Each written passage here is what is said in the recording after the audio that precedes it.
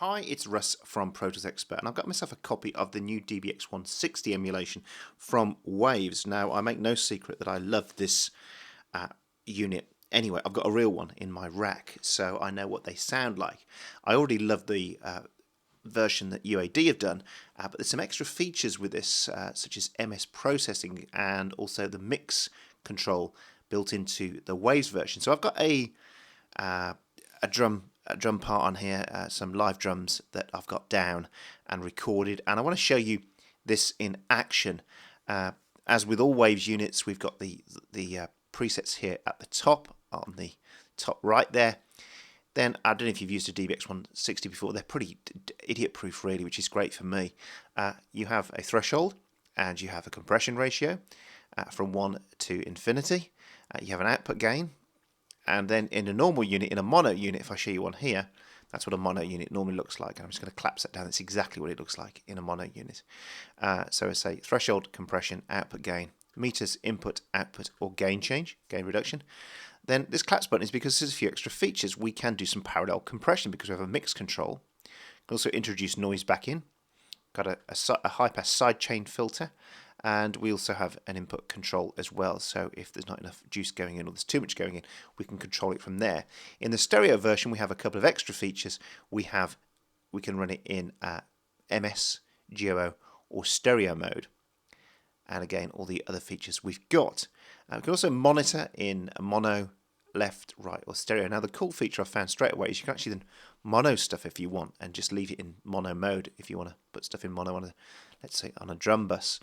So here's a track I've got. Let me just give you an example of the kind of stuff I've been doing. So here's a kick drum first.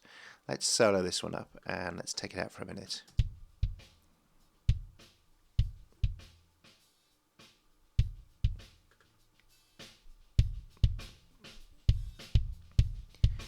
Now, what you can do is say, you can just mix that all in for a minute. You can really crush stuff to death if you want to. Let's play that in a loop.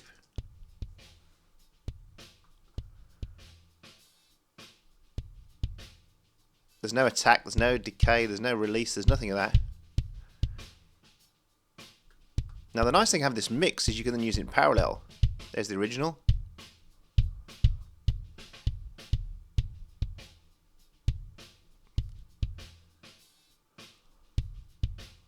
And some nice presets if I load one in. There's the original. It's a nice punch. Now here's a snare.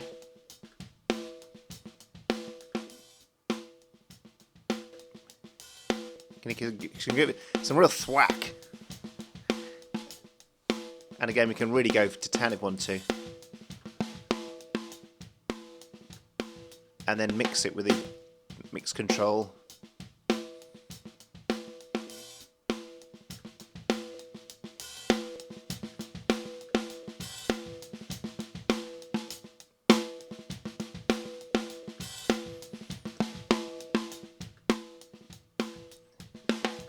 Again, a nice preset there for snare. Snare Force 1.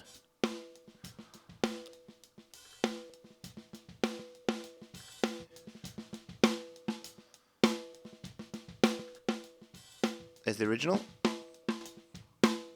So having this mix control can really help. Original. Just thwack that a bit more.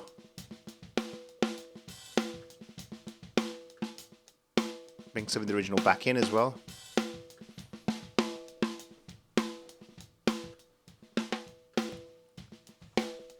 Now where it gets really cool and really useful is, I'll show you some overheads now. So I'm running this in stereo with these overheads. You can hear I'm really giving that some real pump there. But I'll put it in mono mode. There's the stereo. Quite nice, I can create a drum crush bus just in mono.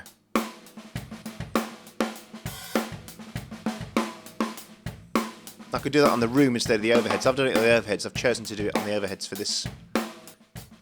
There's the original. really given them some real grunge and really brought them in tight. Now, conversely, what I've then done on the room, I've got the room in MS, which now means I can push the sides out for one, or pull them back in. Pull them back in like that.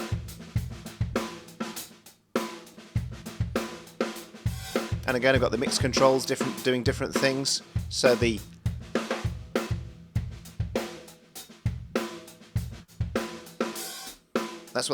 the mids. That's what they sound like, and this is what the sides sound like.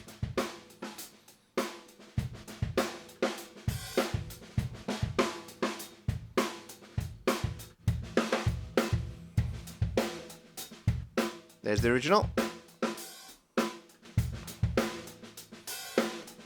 If we'll put all that together now, it's a very straightforward compressor for just very quickly being able to give some drums some real energy. Here's the original first.